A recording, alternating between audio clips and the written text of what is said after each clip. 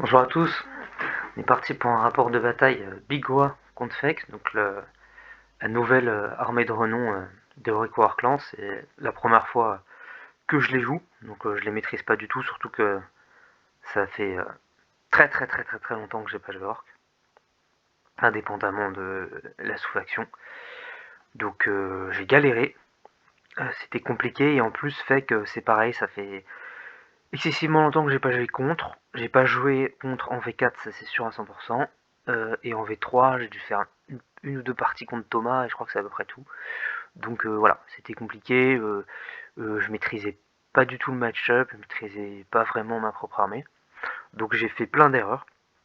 Donc c'est aussi bien de voir, en plus de voir, essayer d'avoir une réflexion déjà sur comment on peut éventuellement build la Bigwa, voir un peu ce que ça fait, quelles sont les forces et les faiblesses de l'armée, ce qui va être déjà intéressant en soi. Voir aussi les erreurs que j'ai pu faire, et elles sont nombreuses, pour un petit peu mieux travailler ce match-up qui est bon, pas évident du tout, je pense pas forcément gagnable, en tout cas avec la liste que j'ai faite là, qui a pas qui a pas de dégâts en fait contre lui, puisqu'en fait c'est ma seule source vraiment de dégâts, on va dire entre guillemets burst, c'est la Mokrocha qui est anti-infanterie, donc elle peut se débarrasser par exemple des Cryptorors, mais c'est à peu près la seule cible dont elle peut se débarrasser. Tout le reste, elle n'aura pas les dégâts, parce qu'elle sera que Ren 1, elle n'aura pas les dégâts pour les tuer. Et voilà, après il faut qu'elle fasse attention à ce qu'elle fait, parce que si elle tue des Cryptes d'Aurore, mais que derrière elle se fait tuer par des Morbid Knight, c'est pas du tout intéressant, surtout qu'elle est générale et en Bigwa. Euh, le général est excessivement important, parce que c'est lui qui ramène les unités à la vie. Parce qu'en fait, Bigwa a cette particularité, euh, on perd tous les traits d'allégeance communs de Rook, mais par contre on en gagne quelques-uns, dont le plus important est le fait de ressusciter des unités mortes à moitié effectifs, un peu comme Skaven ou Vec, mais c'est à 12 pouces du général et à plus 9 de l'ennemi. Donc si on n'a plus notre général, on perd notre source de récursion. Donc c'est pour ça que c'est une armée blanc-noir, parce que elle est très tanky. Après ça dépend aussi de ce qu'on met dedans, mais globalement la plupart des Warscroll côté Aronjo sont très tanky. Et on a euh, c'est tout à fait improbable, mais c'est comme ça, c'est la règle d'armée, la récursion qui fait qu'on a le côté noir un peu de la def, de on va ramener des gens en vie. Donc ça fait quelque chose de blanc-noir avec pratiquement pas de dégâts. Donc en tout cas dans la liste que j'ai fait, j'ai choisi de mettre l'accent sur le grind, donc avec Hard Boy, Big Boss et Hard Boy, pour essayer de mettre des dégâts sur la durée avec des coups de bouclier qui ont un petit peu changé. Maintenant c'est à chaque combat et pas uniquement quand on se fait charger. Par contre, c'est plus toute l'unité qui met des coups de bouclier, c'est seulement les figurines à 3 pas. Donc quand on se fait charger, on met beaucoup moins de BM que ce qu'on pouvait théoriquement mettre avant. Parce qu'avant, bah, on lançait les 20 dés, donc ça pouvait faire 6 BM d'un coup. Là maintenant, si la personne charge correctement en mettant un minimum de gens à 3 pouces, on va avoir que quelques coups de bouclier, donc on va globalement rien faire. Donc c'est pas forcément mieux qu'avant, hein, c'est différent. Quand la personne va avoir moins peur de charger parce qu'elle va se prendre très peu de BM au moment de charger. Par contre, si elle nous tue pas sur la durée, on peut éventuellement espérer faire un peu plus de BM à la longue. Et j'ai mis pas mal d'archers, donc l'idée de la liste un peu c'était voilà, d'avoir cette barrière de save à 2 des hardboys devant et les tireurs derrière pour combiner en fait voilà jouer sur la combinaison entre Cruel Boys et Aronjo, donc la tankiness des, des Aronjo et les dégâts sur la durée aussi pour accentuer le côté grind des tireurs qui font pas non plus, voilà, c'est pas des ratlings, ça va pas faire plein de dégâts d'un coup, ça reste du petit tir, des unités qui valent pas cher en points, mais petit à petit améliorer comme ça le grind. Euh, et, euh, et voilà, et donc de lui, du côté Fek, une armée qui a qui est à la fois extrêmement récursive, non seulement parce qu'elle ramène des unités à moitié effectives vivantes, mais aussi parce qu'elle ramène des modèles, et en plus il est dans une allégeance avec des combos d'artefacts, etc., où pour un point de noblesse, il peut ramener deux chevaliers à la vie. Donc en fait, pratiquement tout si on ne tue pas un pack entier, pratiquement tout peut revenir. Si on tue un pack entier, la moitié revient. Ushoran, quasiment invincible une fois qu'il a son bonus de plus un save, et quand il capture un objectif parce qu'en fait j'ai dû lui mettre une vingtaine de dégâts dans la partie, sauf que comme moi j'ai pas la possibilité de lui mettre 20 dégâts d'un coup, et ben en fait il se heal à 100% à chaque fois.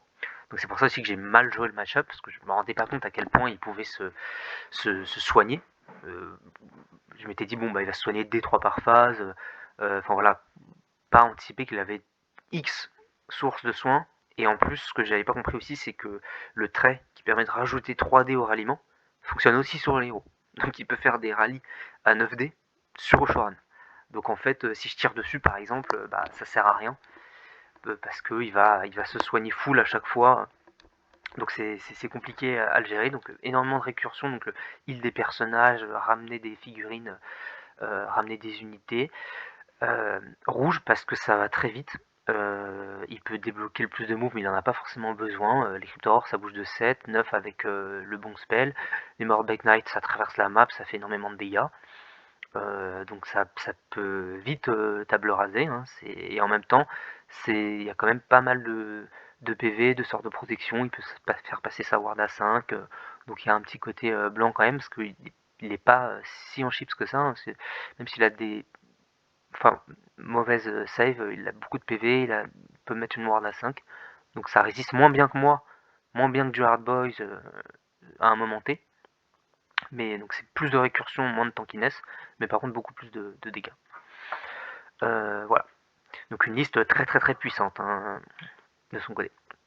Donc au niveau du déploiement, moi déjà la première faiblesse que je vois dans la Bigua, c'est que même avec le plus 2 de mouvement sur lequel je voulais jouer, donc j'ai mis le plus 2 de mouvement sur l'infanterie sur mon hard boss, ben même avec ça en fait on peut pas automatiquement faire le milieu avec de l'infanterie, ça marche pas. En tout cas pas avec de la Ronjo, parce qu'en fait on va bouger de 6 au lieu de 4 avec les hard boys.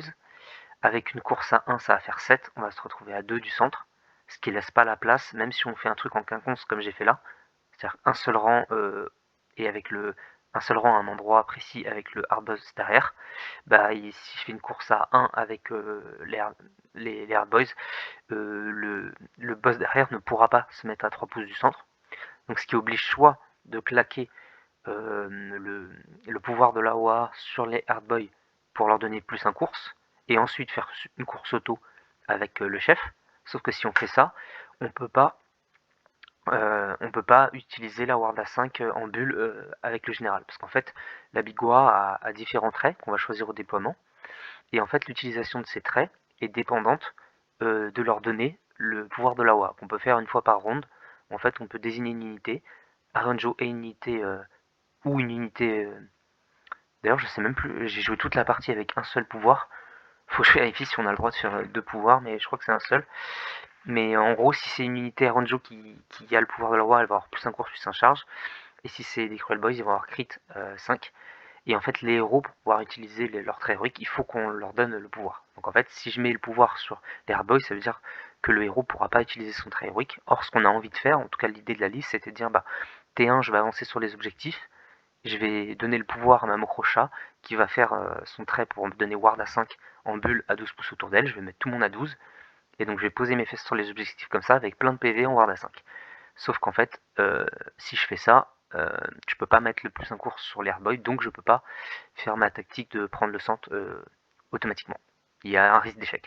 Donc soit on prend le risque, soit on claque pas la ward à 5. Mais donc déjà une première faiblesse dans comment la liste fonctionne. Donc peut-être qu'il faudrait faire le centre avec des Cruel Boys, le problème c'est qu'ils sont plus fragiles, parce qu'eux ils ont un de mouvement en plus, donc ça peut aider à libérer ce petit problème où il manque quelques pouces pour le faire auto. Mais en tout cas, une première faiblesse de la liste, c'est qu'on ne peut pas faire le centre comme on voudrait le faire. Donc après, à réfléchir d'autres manières de le faire, peut-être en mettant un croco ou en le faisant à la Mokrocha et les Hardboy qui courent auto à 6. Voilà, peut-être d'autres manières de faire. Bon là, en l'occurrence, dans le match-up, il y a le problème secondaire de il m'invoque une barricade et il peut m'empêcher aussi de le faire selon les figurines que je veux amener. Par exemple, si je veux emmener le hard boss, bah lui en fait il pourra pas charger la barricade pour aller là-bas. Et il pourra pas courir à cause de la barricade, donc il pourra pas y aller.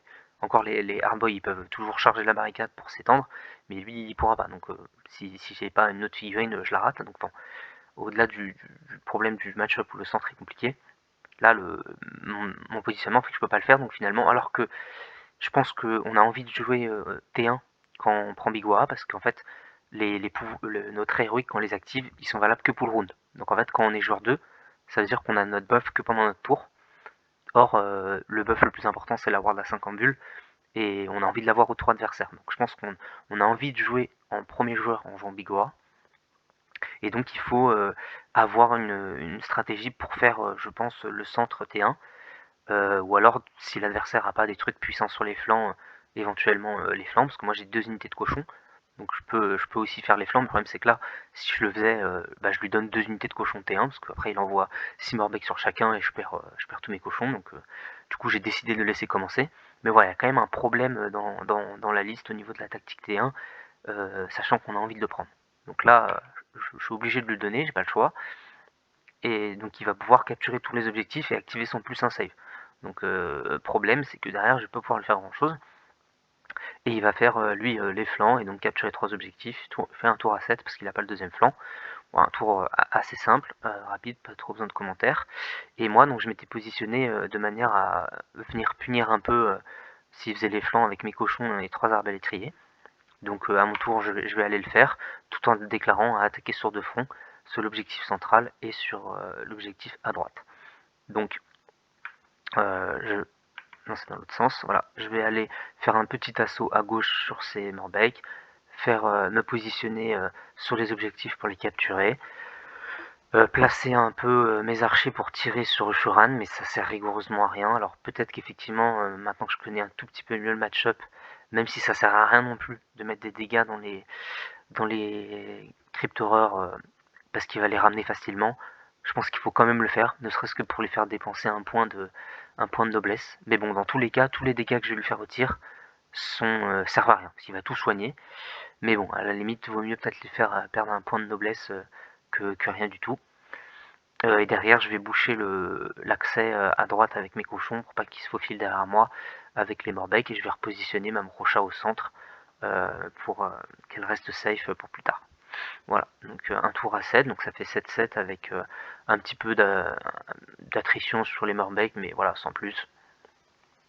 Et on va continuer sur une alternance de tours. Alors j'avais la possibilité de prendre de double, mais bon là il n'était pas des masses intéressants, parce que ma Mokrocha aurait rien... Enfin, quoique si, j'aurais éventuellement pu envoyer ma Mokrocha. Quoique j'aurais pu faire des choses quand même. Peut-être que... Après, le problème c'est qu'avec une barrière, tout peut échouer, quoi. Donc en fait, à la moindre barrière cadavérique, ma Mokrocha fait rien du tout. Donc, ou beaucoup moins. Donc là, potentiellement, elle aurait pu aller là, tuer les horreurs, powerful sur les cavaliers pour se remettre en protection, mais bon, il y a des risques aussi que ça marche pas. Et surtout, s'il met une barricade ici, je peux pas y aller, donc elle reste ici. Ça veut dire qu'avec le reste de mon armée, j'ai pas trop envie d'aller dans Ushoran à ce stade-là. Donc, allez, je peux aller refaire des assauts avec mes cochons dans les cavaliers. Ce qui est pas forcément une mauvaise idée, hein. Bon, après, il est underdog dans toute la partie, donc ça fait un peu chier quand même. Moi, je pourrais plus jamais l'être. Donc il y a ce côté-là aussi, le changement de mécanique underdog m'a incité à pas le prendre, mais là, bon, je sais pas trop si j'aurais dû le prendre ou pas. C'est vrai que j'aurais pu faire un petit tour, juste envoyer mes cochons dans ses cavaliers, euh, en fonction de sa barricade ou pas, faire un truc avec l'amo. Mais bon, ça avait pas l'air non plus incroyable, donc je lui ai laissé.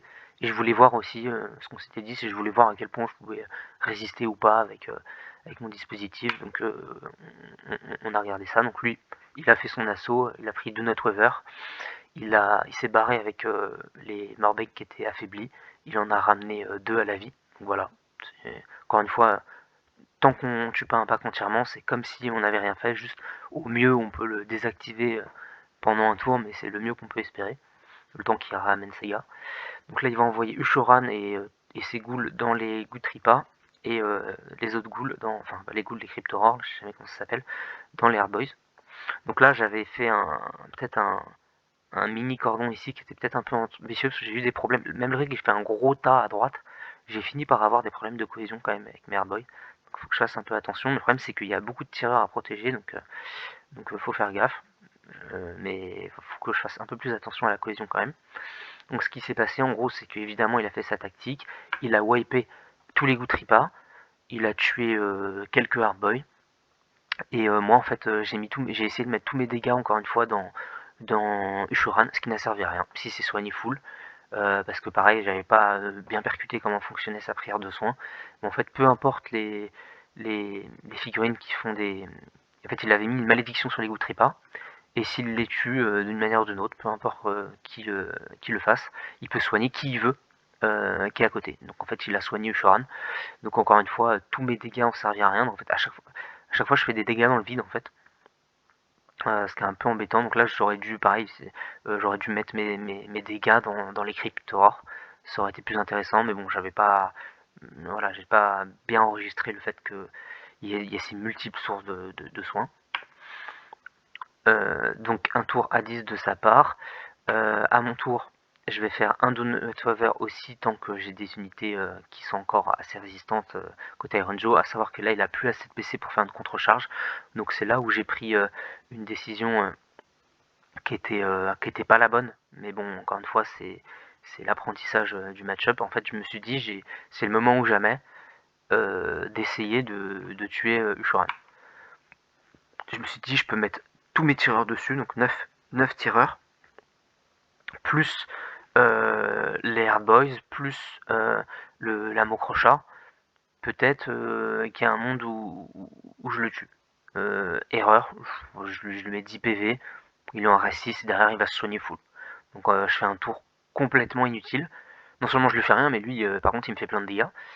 Donc là j'aurais pas dû le jouer comme ça. Le problème c'est qu'il n'y a pas non plus des masses de choses à faire. Parce que si avec ma crochat je décide d'aller dans les Cryptorors, ok je les tue c'est bien. Ça pour le coup contre l'infanterie elle fait des dégâts. Parce qu'en fait pourquoi je rebondis ici sur Ushuran, c'est parce que déjà il a son butin save parce qu'il contrôle l'objectif. Et en plus moi je suis que rend 1 s'il n'est pas infanterie. Donc en fait je lui fais rien du tout, je le caresse.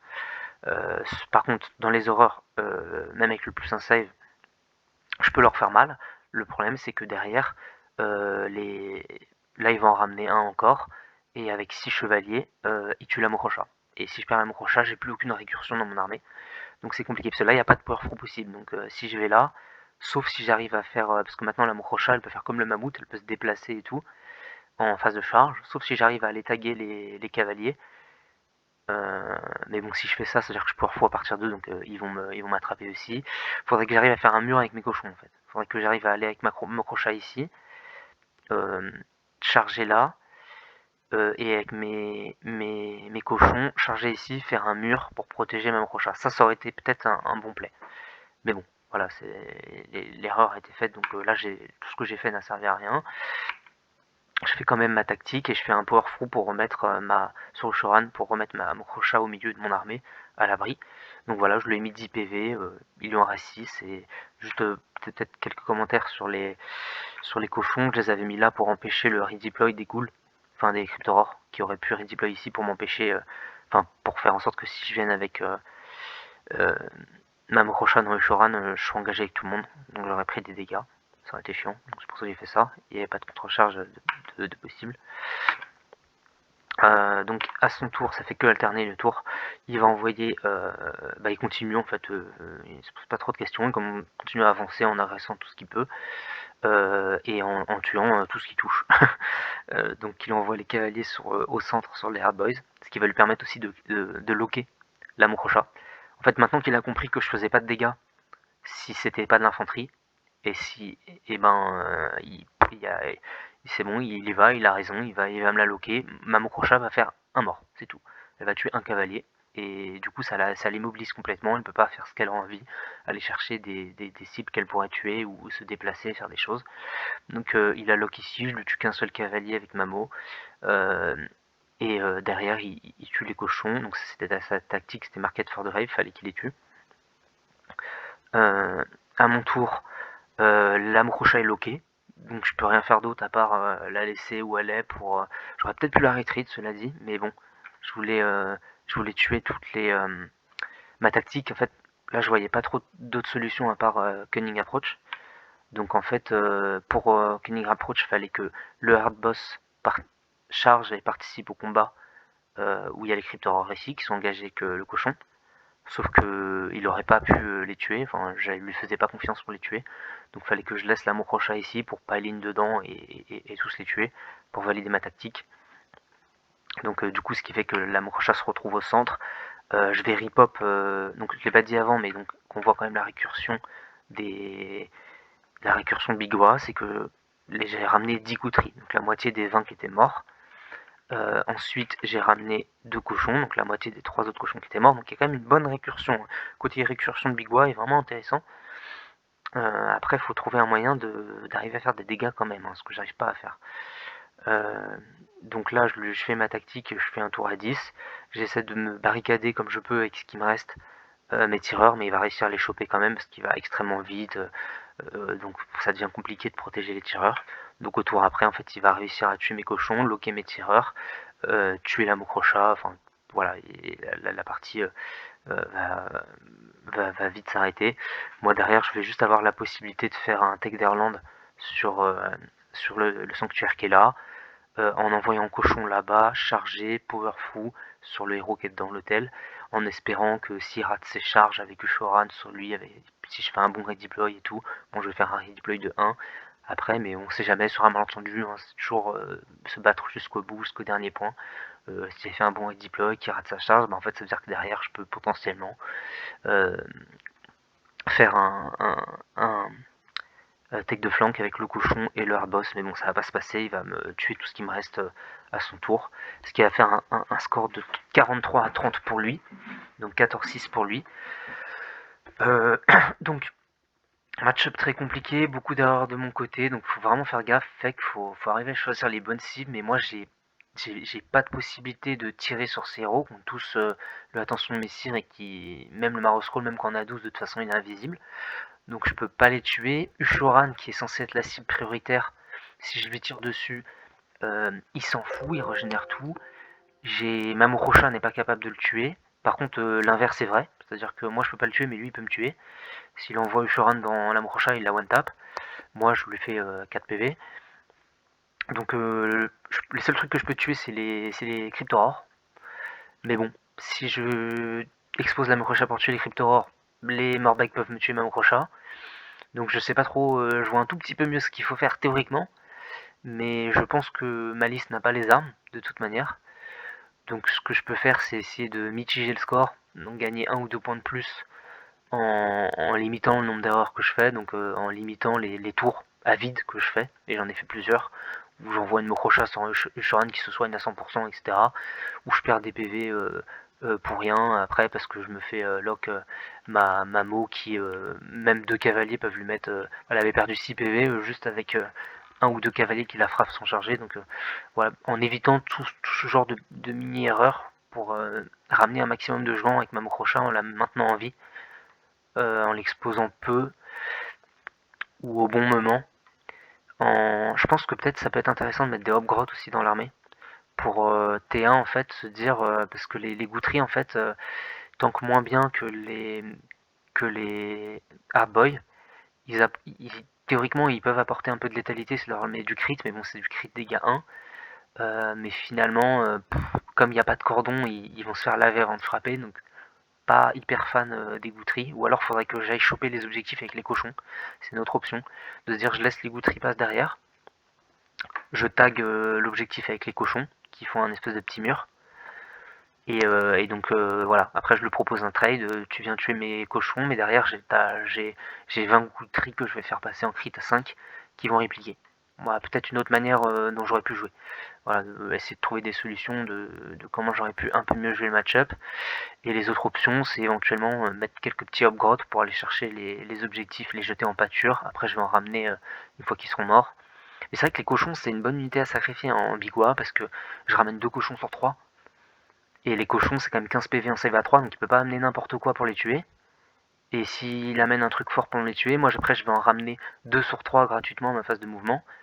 Donc je trouve que c'est une unité intéressante. Peut-être pas forcément les jouer sur les flancs, mais les jouer pour aller chercher les objectifs. Ça peut être une option. L'autre option, c'est de mettre un peu plus de tireurs, mais le problème, c'est que comme on voit, ils sont vite loqués, parce qu'à un moment donné, j'ai plus assez de ressources pour les protéger. Et l'autre option aussi, c'est de jouer des brutes, mais j'en ai pas. Mais c'est pareil, les brutes, enfin voilà, il faut trouver un truc pour les protéger, hein, sinon c'est comme les gauteries, on se faire exploser avant de frapper. Mais donc voilà pour match-up. Difficile, mais des armes intéressantes quand même côté Bigwa. La récursion marche très très bien. Donc je pense qu'il faudra intégrer des cochons aux listes parce que ils bénéficient bien de la récursion. Les brutes par 5 aussi peuvent bien. On en ramène 3 sur 5, c'est pas mauvais. Les hardboys ont bien fonctionné. Les gouteries, je suis pas sûr à 100%. Ou alors en seconde vague, mais pas en première vague. La Mokrocha, bon, je vais lui donner une autre chance. Là dans le match-up elle fait rien, mais peut-être que dans un match-up elle fera des trucs. Sinon effectivement on peut l'enlever pour mettre un big boss à pied avec des brutes, on verra. Après moi aussi j'essaye de jouer avec les figurines que j'ai. Hein. Bon là c'est sur TTS, mais en vrai moi j'ai 0 brut. Donc je vais tenter des listes avec 0 brut pour le moment. Et on verra après si vraiment ça peut pas du tout marcher sans brut. Peut-être j'en mettrai, mais pour l'instant on va persister et voir ce qu'on peut faire sans.